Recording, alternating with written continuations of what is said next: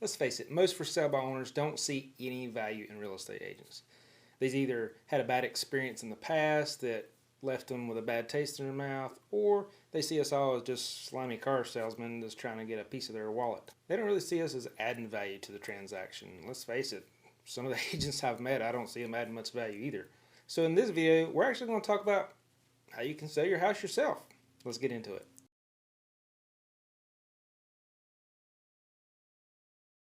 So first things first, get all your paperwork in order.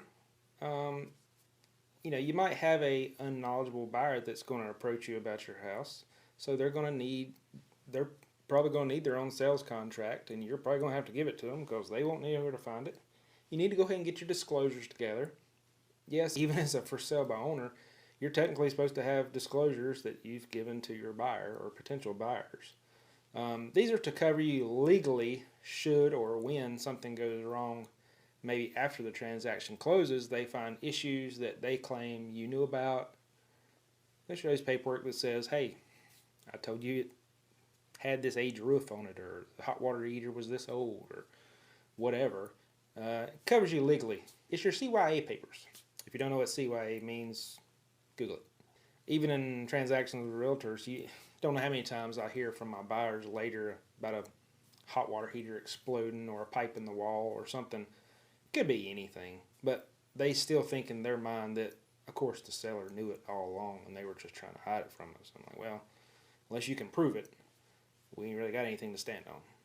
So get your paperwork together to cover yourself. A lot of times you can approach your family lawyer, or I recommend get a lawyer that does real estate to draw up these papers for you or give you the offer to purchase that you can have on hand, so when a buyer is interested and maybe they're not represented by a buyer's agent, you'll have it there ready to go and they can fill it out in front of you, or you can assist them through it.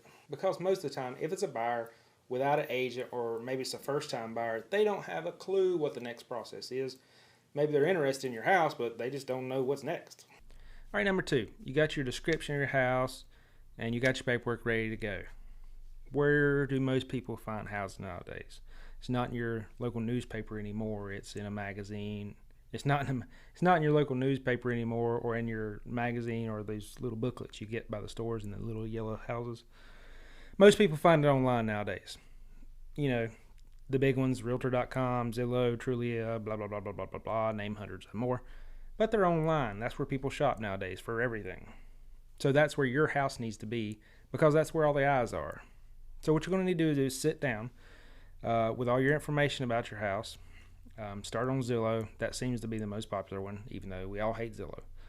But sit down, and you have to claim your house first. They have to verify that it's your house that you're trying to sell. And then once you do that, you can go in for the details and actually correct some of the things that may or may not be wrong about the house, because it goes off your tax information a lot of times, and we all know how accurate the tax department can be. So this can actually improve your zestimate as well. Maybe it's off a bedroom or a bathroom or square footage, and can actually bump up your zestimate. Now, how long it takes to correct that, I have no idea. It's a computer algorithm, so it's whatever magic they have behind the scenes that makes the zestimate. Even though it really doesn't mean a hill of beans to us. But if it's important to your buyer and your buyer sees the estimate is $350 and you have it listed at $340, $320, whether it actually means anything or not, the buyer might think it will. So, something to think about. So now that you've went in and corrected all your information, or made sure it was correct on Zillow, you'll also need to sit down and do that for each individual website. Obviously, the more websites, the better, because I have people that not only are on Zillow, but they're on Trulia, or they like Realtor.com, or whatever the other ones are. Move to, or move from, or move over here. I don't know. But you'll need to sit down at each one and individually do each one and make sure all the facts are correct for your property. Now, when we do it in MLS, we do it in one spot. It's the multiple listing service, because it lists it in multiple spots. We do it once, and it distributes out to hundreds, thousands, whatever it is, websites. It goes to a lot. So we only do it once, but you'll have to sit down and do it to each individual site, because they're not all linked together. They're all individual companies. Of course, we have to pay dearly every year for our monthly and yearly dues to be able to solicit out to all these websites in a few clicks. But, we put that into part of our commission that pays over that. So the people looking on these websites, most of the time they've probably already clicked on a house or two either there or maybe on Facebook or something else and signed up on some Joe Schmo's buyer list, and maybe they have a buyer's agent. If somebody's seriously looking for a house, they might be a little uneasy about spending a couple $100,000 and want somebody to have their back that doesn't cost them anything extra. So they might have a buyer's agent that's there representing them, walking through, telling the house is overpriced or underpriced, or need to fix this or that. But consider this: when you list it on any of these websites, your potential buyer might already have a real estate buyer's agent. Now, they don't work for free. I mean, it is to the buyer, but who gets billed for that really? The sellers. So keep this in mind when you're saving your commission for not listing with a realtor. You might still be spending whatever percentage to compensate the buyer's agent. Now, the good thing about this is that I've done this myself a couple times with a couple of my buyers that have seen for sale by owners, or some that I've seen and sent to my buyers. And, I got compensated from the sellers. And then the seller's perk of that is they had me there to walk everything through the process. It benefits me too, not just the buyer, that the process gets all the way through. So now they've got a third party involved for half the price to walk them and their buyers through the process of buying their house. But keep that in mind, you might have to offer some kind of commission to the buyer's agent if you were to go with those buyers. So let's add up where we are so far. You don't want to pay commission to a realtor. Gotcha, that's fine. But you might have a buyer's agent, so you're going to be paying half most of the time of whatever you would normally be paying. You might have to pay a lawyer to go ahead and get your paperwork drawn up, your disclosures, things like that. This is not closing costs, it's separate from that. Hopefully you've had enough sense to go and buy some signs to place out in front of the house so that people driving by actually know that it's for sale, because typically you'll have somebody in the neighborhood, family member or something, that would want to move to the area, and sign's the best way to do that. Even though most people see it online, you can't beat a good old-fashioned sign in the front yard. So where are we at next? So before the buyer's agent or the buyer finds your house online, what are they going to see online? You're going to need some great pictures. Please don't use your flip phone.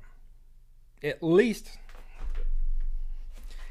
don't take pictures like this. Turn it like this. And for the love of God, do not turn them like this and this. Drives me insane. All seriousness, hire a professional. Don't use your iPhone or anything else. Not only will a professional photographer, hopefully, that does real estate, kind of assist you in things you should do to the house, pick up, straighten up, take things off countertops, etc. But they are also going to take high quality photos. The photos on your phone, God forbid flip phone, are going to be real small. So when they're blown up to a huge desktop or something like that, iPad, they're going to be very poor quality. So you're going to want to get high quality, great lighting photographer in there that can actually show off your house. I mean, they say don't judge a book by its cover, but that's exactly what your house is going to be judged on. First thing is the pictures. If the pictures aren't any good, they're not going to read the description to see there's a bonus room above the garage or anything else. So a professional photographer can kind of vary. They most of the time go off of square footage. So if your house is a smaller house, it ain't going to be that expensive. But if you have a mansion, then they're going to be there a while. They're going to take a lot of photos. They're going to get compensated for more because it takes them longer. Most time, a good photographer knows what they're doing. They can be in and out in 30 minutes, easy 30 minutes. And you're going to get high quality photos. Maybe you can ask some friends that have sold their house, hey, who took your photos? And a lot of times they'll have the number or can get it from their realtor that might have a number, and you can get some high quality photos. Now that can range anywhere from a couple $100 to a couple $1,000 depending on how big your house is and how elaborate you want to go.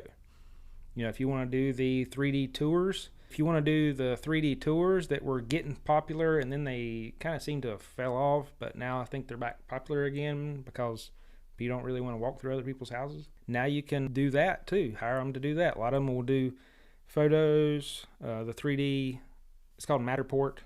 And then if you want to get drone photography, I always say drones depends on how your property is laid out. If it has a lot of storage buildings, or if it's laid out weird, or if you have a lot of acreage, drone's a great idea because people can't really tell how close is the barn to the house, how far is this, how much land, yada yada, how is it laid, is it hilly, yada yada yada. A drone is a great way to show that off. All right, great, you got your house listed, you got the sign in the yard, you got it online, you got excellent photos. What happens next? Well, hopefully you get calls. Hopefully you get a lot of calls. More calls the better. More buyers the better, right? Drive the price up. Problem is, now your personal number is online for the world to see. That's likely to clog your phone a little bit. And when or if your property doesn't sell, it's out there for realtors to call you and say, hey, could you tell me why your home hasn't sold? I see that X number of houses around you have sold, blah, blah, blah, blah, blah, blah, blah. So you might want to take this advice as you can get a Google number, or I suggest go to Walmart and get one of these track phones or burner phones that, you put that number online so that when you're done with the process, you're done with the process.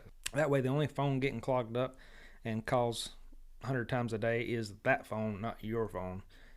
And if something's important, it's on your phone, not this one.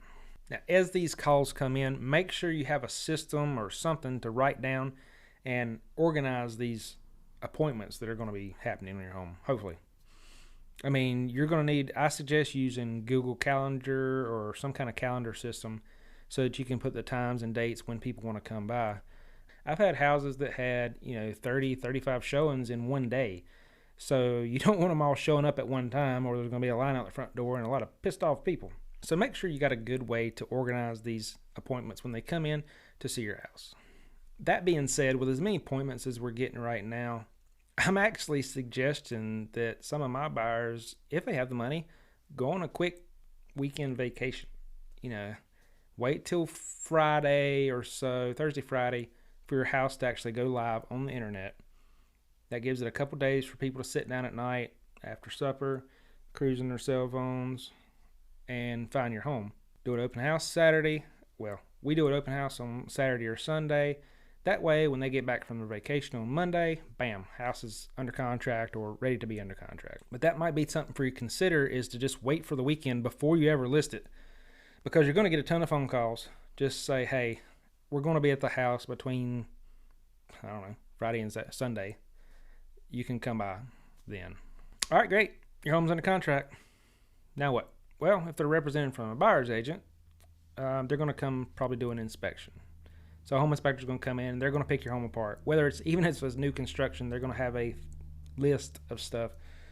And some of it's going to be very minute stuff that you're like, this is nitpicky. But it's their job to find issues. If they didn't find issues, then they wouldn't be a very good home inspector. Just keep in mind that if they're represented from a buyer's agent, they're probably going to try to take you to the cleaners because they think you don't know any better. Although you watch my videos and you know. Because remember, these buyer's agents are not there to assist you. You're okay with paying them commission to negotiate against you. So they're not there for you. They're there for the buyers. And as such, when they have a home inspection and they start finding things, they're going to come after you. With some of the for sale by owners I've talked to in the past, had conversations. Great. How long do you plan on trying this on your own? I understand it's a hot market. Why wouldn't you try it on your own? I understand that. And they'll say, yeah, maybe a month. Great. If I have a buyer and I bring them to your house, would you be okay with paying a commission to me? Yeah, that's fine. I said, okay. But they really lose it when I say, so you're okay with paying me a commission to negotiate against you? And they're like, wait, what? I was like, well, yeah. I mean, you don't want me to list your house, so you're going to be paying me a commission to negotiate against you. And a lot of times that you can hear it through the phone, that just blows their mind. And they're like, well, yeah, I guess so. But just keep that in mind when you start negotiating either price or repairs, that they might have a leg up on you there. But most first time owners always tell people it's sold as is either way. Now, if they have a buyer's agent, the buyer's agent should be taking over all this paperwork and stuff and sending it to the lawyers and scheduling out the closings and stuff like that, and let you know basically when to show up to get paid. But if they don't, then you're going to need to make sure that stay on top of the buyer. Make sure they've sent the paperwork to the lawyer and that everything's moving accordingly. If you can be copied on the emails with the lender or the lawyer, that's even better. Just to stay updated. Hey, where are we at in the process? Where's the loan at? Where's the lawyer at? How's the inspection going? Whatever. The more you can stay on top of things, the better. I know for me, I like to be copied on as many things as possible because sometimes things slip through the cracks and you might be the last one to know in day of closing. Like, oh yeah, well, we're not closing today. It's going to be another 2 or 3 weeks because yada yada happened. So it's important that you take over this role and keep up with the lawyer or the lender and make sure that everything's on track. Now, with all the repairs negotiated or fixed, the lender done, and the closing date set, you're ready to go. You just have to wait till closing day. You're ready to go, and most of the time, buyers are going to do a final walkthrough on the last day, either the morning of or the evening before closing day. They go through just to make sure that, when you were moving out, you didn't knock a wall down or something crazy. And it's kind of their last chance to back out, even though technically they could back out at the closing table before they sign. And not really anything you could do about it, unfortunately. But just know, most of the time, buyers are going to want to go back in the house at the last minute. Not that they may be changing their mind, but it's just to say, hey, yep, this is exactly what I thought it was. All right, congratulations. It's closing day. You've made it all the way. You sold your house all by yourself. And you didn't have to pay, for example, 6% commission to some realtor. Now, you may have paid 4 or 5. By the time you add up signs, buyer's agent, listing it on loan line, photos, and your time in it to sit down and list it on all the websites. But hey, you still saved money, and that's the big thing. Depending on the cost of your house, that could have been several $1,000s. And I understand why people do it, and I also understand why people hire us. Listen, I hope this video brought you some value, and I hope a couple of these videos right here will bring you some value too. If I can ever be of any assistance, I look forward to speaking with you, and I'll see you on the next video.